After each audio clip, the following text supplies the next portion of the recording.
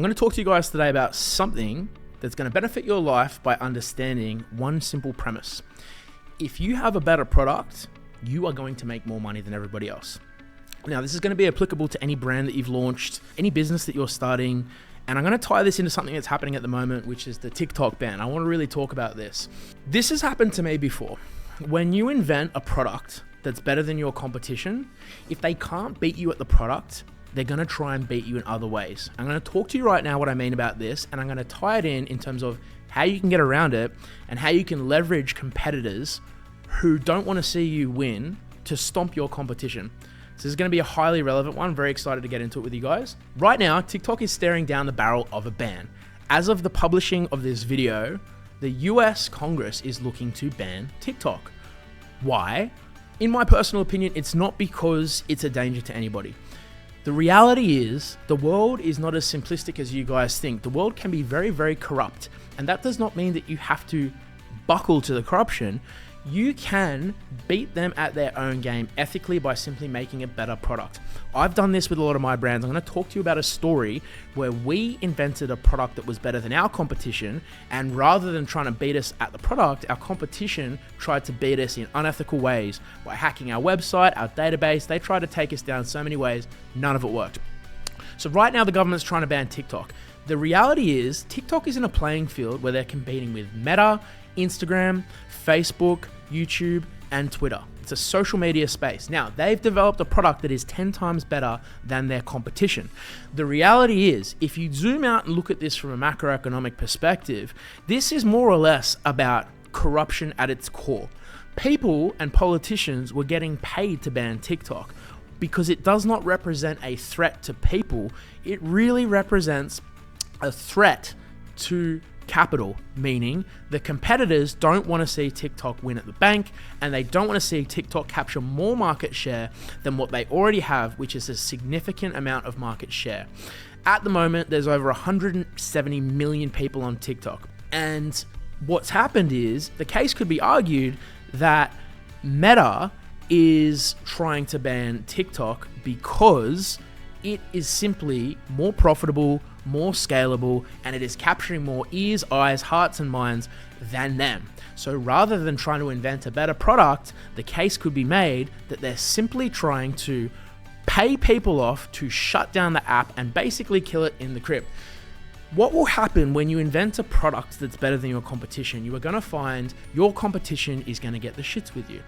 And what you are going to find is, a lot of the time, they're not going to try and beat you with a better product. They're going to try and beat you in unethical ways. So what are some of these ways that people can mess and fuck with your business by trying to take it down because they can't make a better product? I'll give you some examples. What we've seen before, where we've invented a product better than our competition, rather than building a product that can compete with us, we've had competition do things such as try to take down our Facebook ads. That has happened to us. We've had people try to hack our website. I currently own 8 brands and I run 12 websites. I've had 2 of them hacked, and I've had my databases held ransom, and I've had to then go and pay better hackers to unhack the database that the hackers tried to steal my information from. Now, we won that battle, and they didn't access our database because we had an encrypted database that they couldn't get into. But the point is, the better you are, the more people are going to try and fuck with you. And the prime example with TikTok is they simply invented a better product than the market, and now what is happening with the ban, they're becoming a victim of their own success. So what's the takeaway? The key takeaway is, when you're making money online at a micro level, we're not talking about TikTok right now. We're just talking about a micro operation where you're making an extra $5,000, $10,000, $20,000 a month. Not a lot, side hustle, good cash on the side. The more you can improve your product, the better it will sell. I've seen businesses before that have made $250,000 a month drop shipping products. Now, what's the problem with that business model? The problem is it's not sustainable because the people that buy the products are not going to come back. What you need to be thinking about is, how can I create a better product than my competition? How can I create something that's good enough to make somebody come back? The reason TikTok is so successful at the moment is because people keep coming back. They have built their algorithm in a way such that it nurtures communities and it fosters engagement. So They have made a product that encourages people to come back for more. So when you're brand building, if your ethos is, I'm going to build a product that's so good that people are going to want to come back for more, this is where you can stomp your competition. Prime example, when we launched one of my brands in America, we got in on the CBD market quite early, and we were selling oils at the time. Now, what happened was the consumers didn't really want oils anymore. They wanted to consume their CBD in other ways. I'm talking about vapes, I'm talking about chocolates, and I'm talking about gummy bears. At that point in time, we decided to pivot our business into a gummy-focused model. That business did really well, but rather than trying to compete with us and create a better gummy bear, our competition tried to attack us. We had our website hacked, we had our ads taken down, we had payment issues. It took me another 6 months to get a banking facility because we had to go through application after application after application. And the whole time that we spent trying to develop a better product, our competition was just sitting there figuring out how to take us down. Now, if you're on the path of progression, of positivity, of trying to build something really cool so you can make stacks of money, and your competition's just out there figuring out ways to take you down, what's going to happen? You're going to be constantly moving the needle in your direction, while these idiots are going to be moving the needle nowhere. Because when you're operating out of hate and jealousy, and your core mission, instead of thinking, how can I compete with these people, you think, how can I take down their brand? That's where you're not going to succeed.